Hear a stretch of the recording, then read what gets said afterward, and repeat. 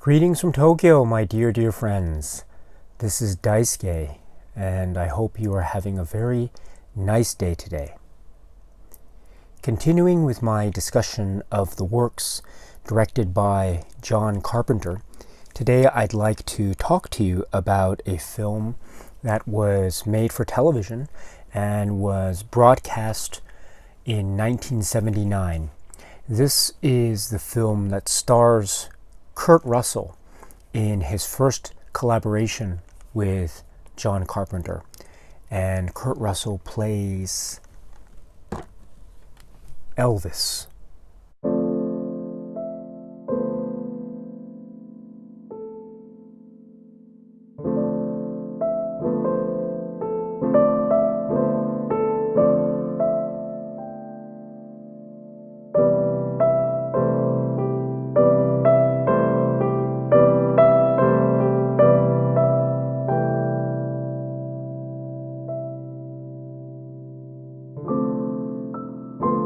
This is the Shout Factory Blu-ray of this film Elvis. This is in particular the Shout Select lineup from Shout Factory, and this has its own spine number 2 within that lineup. This is the 170 odd minute version of this work. It's very long. As I say, it was made for television, and so it has a feel that feels like it's somewhat episodic, but it still feels like a structurally held whole, if you know what I mean. It's quite long, but it really flies very quickly, and it is very fun and quite lively, with a lot of great musical numbers and a lot of recreation of certain historical events and circumstances that surrounded Elvis Presley and his life and his career.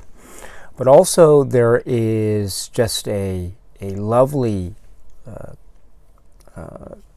good faith, exuberant, fun time, jubilant perhaps, which is centered around the performance of Kurt Russell as Elvis Presley. It's a really dynamite performance. It's truly fun and engaging, and it's also very earnest and I think down to earth, and therefore it makes the character of Elvis Presley quite approachable and very human in the eyes of the viewer, I think. So it's a really great film, and it's wonderful to see Shout Factory releasing this on this really nice Blu-ray.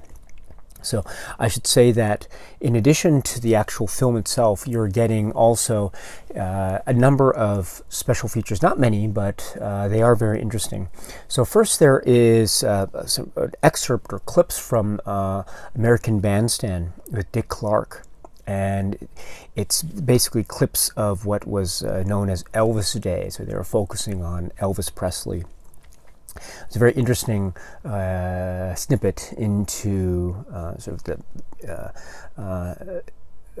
television history, and to see just the effects of Elvis Presley and his aura and his reputation in the television music world and amongst his fans, of course. Then there is a short featurette, which is sort of an archival interview featurette made, I think, around the time of the making of the film. So it's not a new documentary, but it does have some interviews with John Carpenter and Kurt Russell in there, so contemporary to the making of the film. So that makes it very interesting. But apart from those, and also with Shelley Winters actually has some really interesting stories to tell about Elvis Presley, because apparently she knew him, and so. But the featurette, I think, is the only featurette which features any on-camera interviews with John Carpenter. And so you're not going to get anything else on this release from John Carpenter with respect to his views on the film and the like. So it's interesting. There are actually mentions of the filming of Elvis on commentary tracks between John Carpenter and Kurt Russell on other John Carpenter films, not Elvis, but other films. They've done other commentary tracks for other films, and they've spoken a little bit about Elvis, not in great detail, I think, but a little bit in those commentary tracks. So it might be interesting to talk about those later. But The this sort of archival footage featurette is interesting, and I think it holds some information, and you can see background, on-set footage of the film being made, etc. So it is with a considerable degree of merit, in my opinion. And then there's actually another supplement which isn't listed on the back of this Blu-ray, but it's a supplement with two people that figure in very closely with the legend of Elvis Presley. So the first is Edie Hand, who is the cousin of Elvis Presley, and then there is Ronnie McDowell, and he's very important because he is a singer, and he also was the singer who provided the singing voice of Elvis Presley. That would be used for the musical numbers that are included in this film. So whenever you hear the singing of Elvis Presley that Kurt Russell was acting to, that is in fact Ronnie McDowell singing those songs. And so you're getting his commentary over the film on the audio commentary track.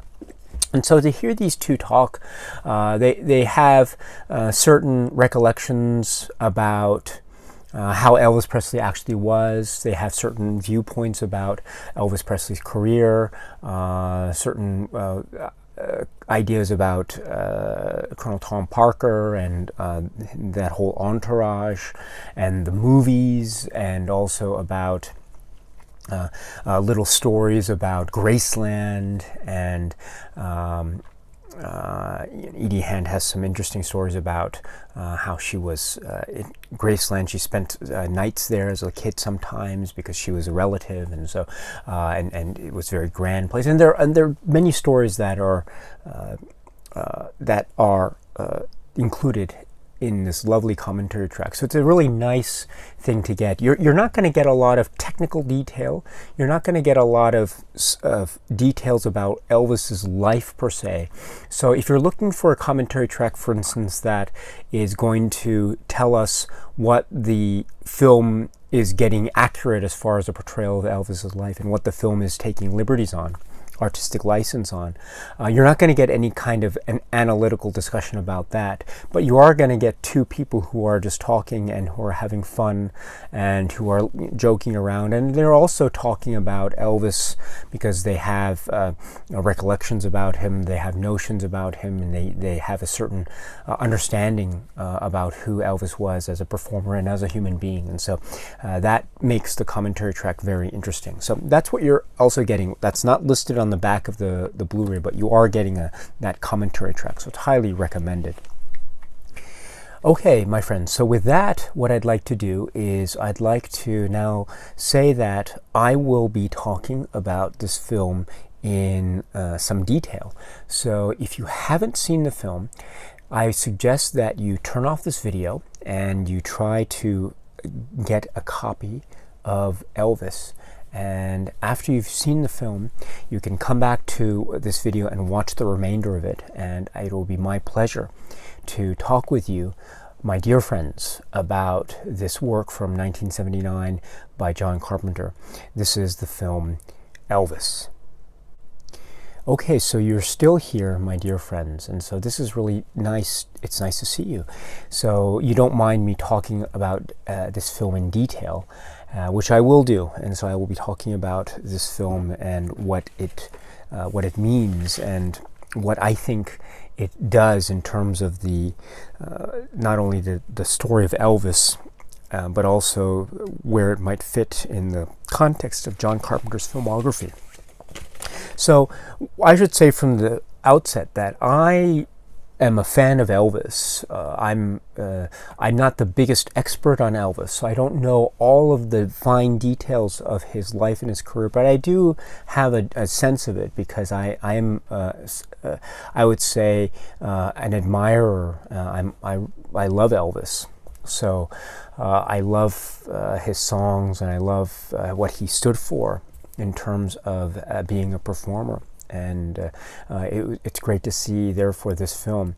Again, I don't know all of the details exactly, so I can't necessarily sit here and let you know all the places that the film gets it right and all the things that it glosses over and all these things. But there are general points, I think, that the film tends to gloss over or doesn't cover at all. And I don't think that should be taken as a negative thing. But we should remember that this is a film about Elvis, but it starts at a certain point and it ends at a certain point. Namely, it basically starts and ends with his performance at the International Hotel in Las Vegas in '69, and so this was considered one of the points where he was, the stage in his career where he was trying to stage a kind of comeback, which had started to begin in the previous year, 1968. But this was one of his steps to making a comeback in terms of his performing career. And so the film starts and ends essentially with this performance. It starts with him arriving in Las Vegas, and then it goes into his past as a young boy in Mississippi, and then as maybe an older boy in the form of Kurt Russell in Memphis. And then it starts with the certain landmark or milestone events in his life that led to his rise to fame and stardom. So we see, that he was a naturally gifted singer from the outset, and we see his relationship with his parents, Vernon and Gladys, and in particular Gladys, his mother, as played by Shelley Winters. And so we see that relationship forged between the two of them. We also see that he had a twin brother who had died at birth. And so there is a sort of conceit that is built through the film about how his brother died, his twin brother died, but that he is still there in spirit, or he is there in memory, or perhaps he is even talking to his now deceased brother. And so that forms a very interesting thematic and narrative complexity, which I'd like to get to hopefully later in this video. And then it has certain other moments along the way in terms of, for instance, his rise to fame, his going to Sun Studios, meeting with Sam Phillips, recording That's All Right Mama with Scotty Moore and Bill Black, and then touring around, trying but not succeeding at the Grand Ole Opry, and finding success, meeting Colonel Tom Parker, Elvis going into the army, and we have the death of his mother, and then we have the relationship, Priscilla Presley, and the birth of their daughter, and also the relationship between the two of them, and Elvis's comeback, or his attempts at a comeback, his entourage, his relationships with his people around him, and how those friendships are forged and maybe they are tested, his health, and all these things that come together that lead up to the performance at the International. And the film ends with that concert, and it's a really great showstopper, and indeed stops the show, as it were. And that's where the film ends. So we don't get anything after that performance in his life, and we don't get anything about what happened to the relationship between Elvis and Priscilla. We don't get anything about anything that led up to his untimely death as well. And so this film is it's not a complete rundown of Elvis Presley's life, but I think it's a kind of, how shall I put it? It forms a sort of maybe I don't know if generalized whole is the right way to phrase it, but it does form a kind of cohesive whole that is made up of milestone moments that have been picked, I think, on purpose in order to create this narrative story. But not all of the elements of Elvis's life, at least documented in history books and the like, not all the elements of Elvis's life are included in this film. So, for instance, we don't get anything about, I don't think there's anything about the 1968 comeback special. We don't get anything about the relationship between Priscilla and Elvis in terms of maybe Elvis and his relationship with other women and the like. So we don't get anything like that.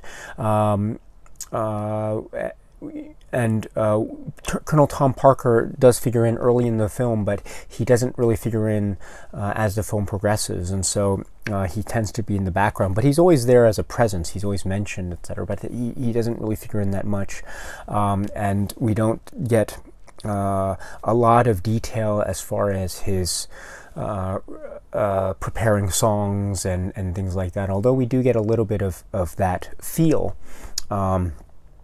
From Elvis in Memphis, for instance, in Suspicious Minds, there's that little bit where he's practicing the song. So it gives impressions, if you will, of deeper, detailed events in his life rather than go through the entirety of his career and his life from his birth to his death. And so this film shouldn't be seen as being in any way an attempt at creating a complete, whole, cataloged historical narrative of the entirety of Elvis's life and history and performing career. But it should be seen as a kind of impression, if you will, of Elvis. And I think looking at the film through that lens, I think it really is a charming and remarkable and quite an affectionate portrait of its subject. So with that, I think also I should say that the film has at its center the I think a mind-blowingly excellent performance by Kurt Russell. It is a really great performance. It's truly great, and the reason why it's great is, you know, Kurt Russell inhabits the role of Elvis in a very interesting way. He's not I don't know if he looks 100% like Elvis. I mean, if you look at a picture of Kurt Russell, he has the mannerisms, and he's got the look in his eye, and he can coif his hair and wear the fashion, etc. But if you look at his face, he doesn't look exactly like Elvis, right? But that doesn't matter, because he inhabits the role in terms of his demeanor, in terms of his look, in terms of his posture, and the way he carries his body, and the way he performs, etc. And this is true during the musical numbers in the film, and also this is true when he's just talking with people, and the like. And so I really love that about Kurt Russell's performance. What's also great is that it's not almost like a carbon copy of Elvis Presley. It feels like it's Kurt Russell playing or giving his impression or an impressionistic view of Elvis, a kind of notion or feeling or trying to capture the spirit of Elvis Presley rather than a strict impersonation of Elvis Presley from head to toe. And I think that is a really a good thing, because there's something of an aura that exists with Elvis Presley, at least in my mind. I mean, he's very dashing, very handsome. He has a certain look, very rugged and quite dynamic. And so I think if that kind of aura were to be imposed in this film in any way by a strict impersonation of Elvis Presley, I think that it would have taken away maybe the ability of the viewer to enter into the world of the film. In other words, I think the fact that Kurt Russell's performance is more, how should I put it? I wouldn't say toned down necessarily, but it gives us the impression or capturing the spirit of Elvis rather than trying to strictly impersonate Elvis. I think what that does is it makes Elvis in a very interesting way, more accessible. if you know what I mean. It grounds Elvis. It makes Elvis more down to earth, so to speak. And so I think it makes Kurt Russell's performance the great gateway, if you will, for us, the viewer, to be able to access this world. And indeed, we access the world, and we inhabit the world, and we see this world as it unfolds with this narrative in a really lovely way. I should mention that the way in which Kurt Russell seems to inhabit the role when he is doing the performing of the singing, and he's singing on stage in certain areas, or he's in the studio, Sun Studios, or he's performing, or he's just practicing at home or in Graceland with his entourage and the like. So there are many scenes and sequences of Kurt Russell and company performing. Now, as I indicated earlier, it's not actually his voice, so he is lip syncing to the Roddy McDowell's performances of Elvis Presley songs, or trying to sound like Elvis Presley singing the songs. That Kurt Russell really gets into it. He really gets into it, and I just love the. There was a sequence when they're recording, I think, Heartbreak Hotel, and it just has there's a certain intensity that Kurt Russell gives to his performance with that. It just is really quite infectious and very kinetic. So I think that gives us yet another indication of just how great Kurt Russell's performance is. I should also say that what Kurt Russell does so well and I think what the film does so well, is it shows us an Elvis who is earnest, but he also wants to have fun. He's like a child, but I don't mean that in a negative way. He's a child in the sense that he just wants to enjoy life and to have fun. And as he gets more famous and he gets more secluded from society and becomes more isolated, I think he starts to lose that aspect of fun. We see glimpses of it early, for instance, when he's out on the town with Natalie Wood and the photographers, the early form of the paparazzi come and take pictures. He grabs the camera and throws it to the ground, destroys it, makes sure the cameraman is reimbursed with money, of course. But those are sort of flashes of his temper that show.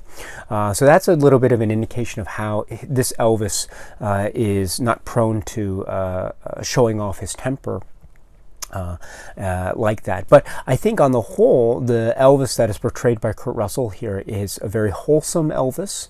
It's an Elvis who is very, how should I say, I've said the word earnest before, but I really mean that. He has an earnest, good-natured attitude about him.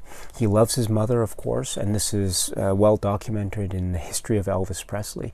But the relationship between Elvis and Gladys here feels very rich and very warm, very caring, and there is a real warmth and charm to those scenes between Kurt Russell and Shelley Winters here that is quite lovely. And when Gladys unfortunately passes away around the middle of the film, you really feel the weight of that scene.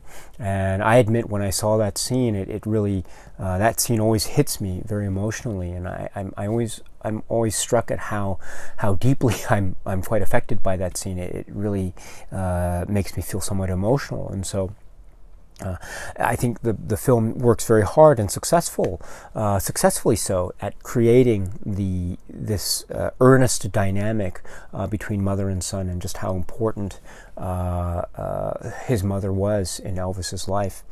And then along with that, there is also an earnestness suggested with this respect to Elvis and his relationship with women.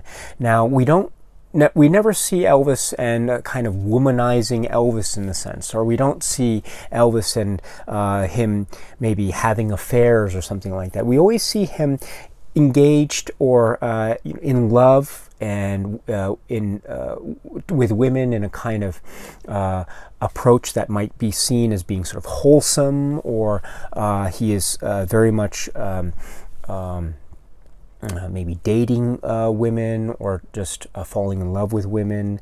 And so I think this is, he's never seen, sleeping around or anything like that. So this is, I think, showing a sort of, again, quote unquote, wholesome image of Elvis that I think adds to this general approach that this film gives, which is trying to portray an earnest sense of Elvis without necessarily giving us the detailed complications of his life, right? So of his life, at least with respect to his love life and his personal relationships.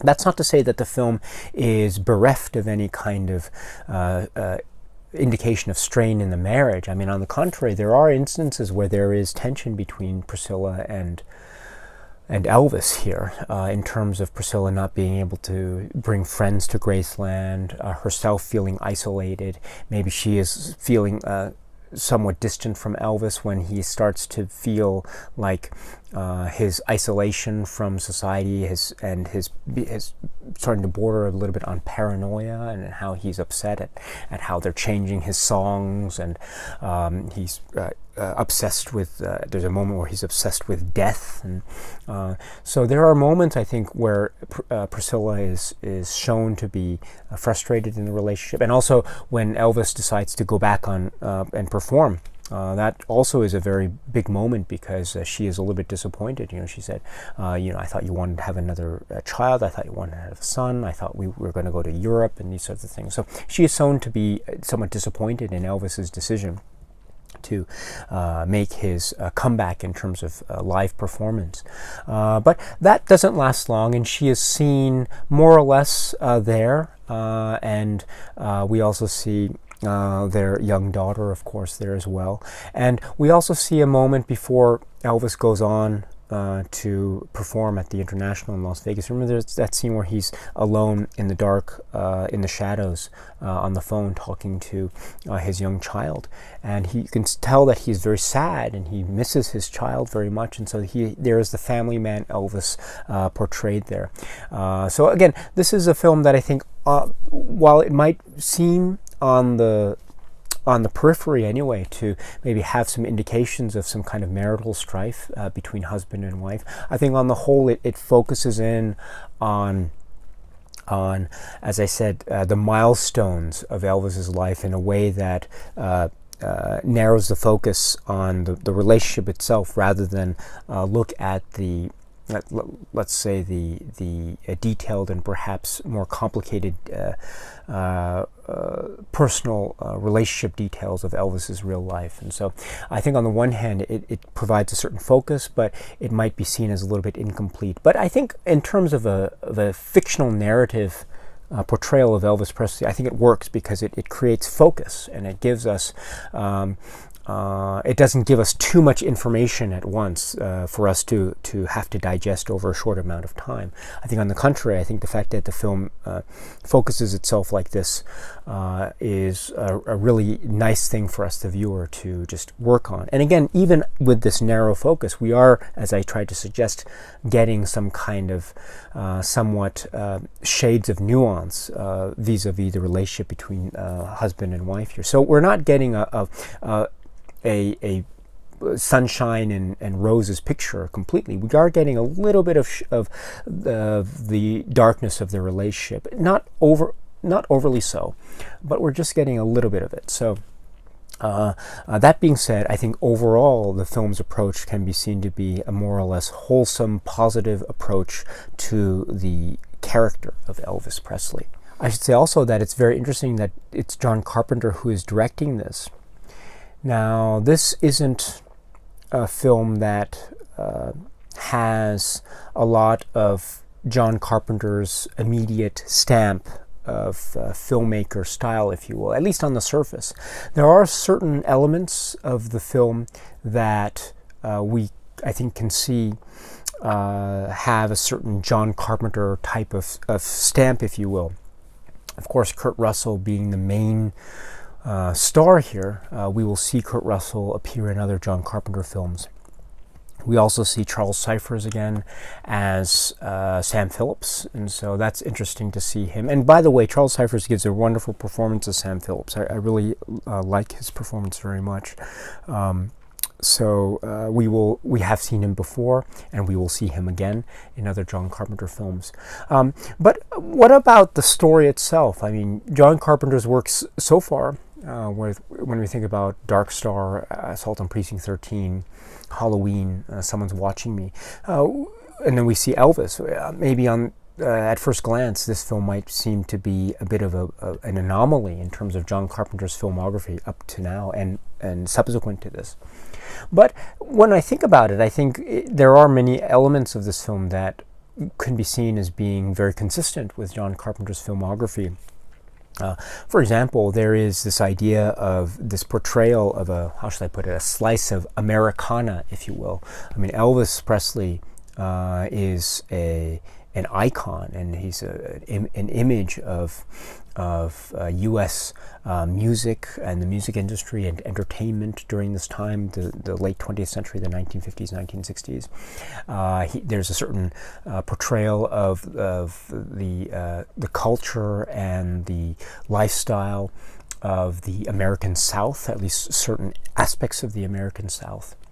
And there's this notion of rock and roll, American rock and roll, Cadillacs and Sun Studios and rockabilly and all these little aspects of a sort of slice of life of Americana. And I think we've seen this in John Carpenter's works thus far, in the sense that we can tell that John Carpenter does have a love, for instance, of Westerns in his earlier films. And so at a very, very broad level, we can see John Carpenter's love of Westerns as being almost his love of trying to capture some kind of aspect of Americana. And so him going to Elvis, I think, is a logical progression of that. We also see certain aspects of his love of this culture. Sort of 50s American culture. We will see this, I think, at work in things like Christine, for example, the film Christine that we will see maybe later in John Carpenter's filmography.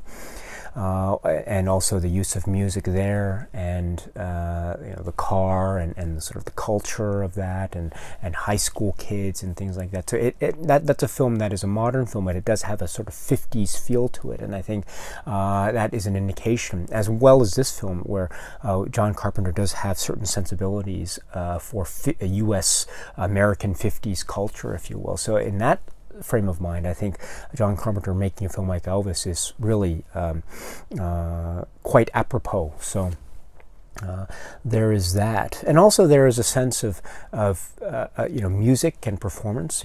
John Carpenter, he didn't do the music for this film, but John Carpenter does have a musical background, and so perhaps it might not be the furthest stretch to opine that perhaps John Carpenter as a musician has a certain way of looking at things. And so we are getting Elvis as a musician, and we see him at work trying to sing, trying to perform, and we see him caring about music, having maybe certain idiosyncratic views on his own music, but rightly so, because he is the performer. And so there might be some linkages there as well. In any event, he is a performer, he is an artist, he is a musician, as is John Carpenter. And so I think there is a certain idea of performance and putting oneself out there. So in that sense, my friends, I would suggest that this is, in many respects, a film that is very consistent with John Carpenter's filmography. And so so I think some people might still think it's a little bit of an anomaly. That doesn't mean it's a bad film, mind you. It just means that it might be a little bit difficult for some to try to figure it in to the overall context of John Carpenter's filmography, but I think it can be done very reasonably so. And so I think that this is a not so out of left field entry in John Carpenter's filmography, but in fact there are linkages that can be made, and quite strong ones when one thinks about it, I think. So I think we can look at this film And we can say that maybe on the one hand, it might seem like it doesn't feel like the John Carpenter films that we might otherwise expect from the great reputation that John Carpenter has in terms of his work with the action genre, the horror genre, science fiction, and others. But there are linkages that can be made, and thus it is a fascinating example of John Carpenter's work. There are still aspects of it that perhaps might not necessarily make it a John Carpenter film, in the sense that he doesn't necessarily seem to have full 100% artistic control over the entirety of the process of the making of this film. At least that's what my understanding is. And so perhaps in that way it might not be as close of a John Carpenter film as other works in his canon.